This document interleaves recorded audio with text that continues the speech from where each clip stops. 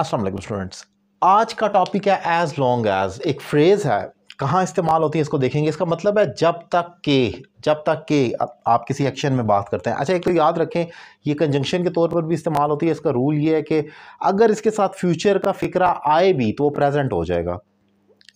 याद रखें subordinating conjunctions कुछ ऐसी कंजंक्शंस होती हैं जैसे इफ़ है, एज लॉन्ग एज है, अनलेस है, व्हेन एवर, वेयर एवर है, व्हेन है।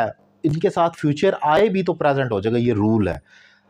इफ़ है इंपॉर्टेंट। अब जरा देख लें कि जब तक के एज लॉन्ग एज मीन जब तक के as long as Allah is with me I will win.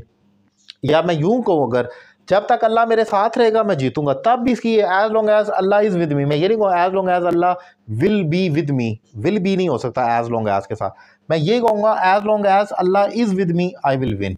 आप देख सकते हैं एज लॉन्ग एज के साथ एक पॉजिटिव फिक्रा आगे आ गया, अल्लाह इज विद मी। फिर दूसरा देखें, as long as you care my car या you take care of my car you may use it. जब तक तुम मेरी गाड़ी की केयर करोगे तुम इसे इस्तेमाल कर सकते हो। तो as long as you care my car आ गया। फिर एक और देखें, as long as Pakistan is winning. जब तक पाकिस्तान जीत रहा है, मैंने कहा ना जब तक के एक टाइम दिया जाता है, इस टाइम मतलब कि जब तक ये एक्शन हो रहा है। तो as long as Pakistan is winning no one cares about the faults. कोई भी परवाह नहीं करता गलतियों की। जब तक पाकिस्तान जीत रहा है तो हर गलती पर एक पर्दा पड़ा रहेगा। तो as long as Pakistan is winning, आप देख सकते हैं एज लॉन्ग एज के साथ हमने ये पॉजिटिव फिक्रा आगे लिख दिया है।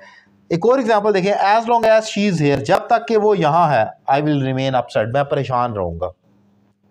आपने देखा कि एज लॉन्ग एज के साथ ये आगे एक पॉजिटिव फिक्रा आ गया, शी इज हेयर। इसमें फिर रिपीट कर रहा हूँ कि कोई फिक्रा फ्यूचर का बनाने लगे आप तो याद रखें एज लॉन्ग एज के साथ वो प्रेजेंट में कन्वर्ट होगा, फ्यूचर में नहीं लिख सकते। जैसे कि जब तक मैं खाना खाऊंगा तुम सो जाओगे, as long as I eat food you will sleep. अब ये as long as I will eat food, future नहीं आ सकता, ये इंपॉर्टेंट पॉइंट है। बाकी प्रेजेंट तो आ सकता है, पास्ट भी आ सकता है, वो कोई मसला नहीं, क्योंकि ये सब ऑर्डिनेटिव कंजंक्शन में भी फॉल करता है, इसलिए साथ फ्यूचर नहीं आ सकता। ये बस एक रूल है जिसको आपको याद रखना होगा। लफ्जी तर्जमा जब तक के, उसके साथ आप बहुत सारे फ़िक्रे बना सकते हैं। ये एक स्ट्रक्चर होता है और उस स्ट्रक्चर की मदद से आप दुनिया भर के फ़िक्रे बनाते रहें, आपको रटा लगाने की ज़रूरत नहीं होती। तो ये एक टॉपिक डिफाइन किया, उम्मीद करता हूँ लेक्चर आपको पसंद आया होगा। अगर आप मुझसे ऑनलाइन क्लासेस लेना चाह रहे हैं तो नंबर आपकी स्क्रीन पर मौजूद है। आपको किसी अकेडमी में जाने की ज़रूरत नहीं है, मैं बहुत लंबे अरसे से इंग्लिश लैंग्वेज कोर्स करवा रहा हूँ। आप एक रीज़नेबल फ़ी पे करके मुझे ज्वाइन कर सकते हैं और घर बैठे अपनी इंग्लिश में एक ज़बरदस्त इंप्रूवमेंट ला सकते हैं। Thank you very much.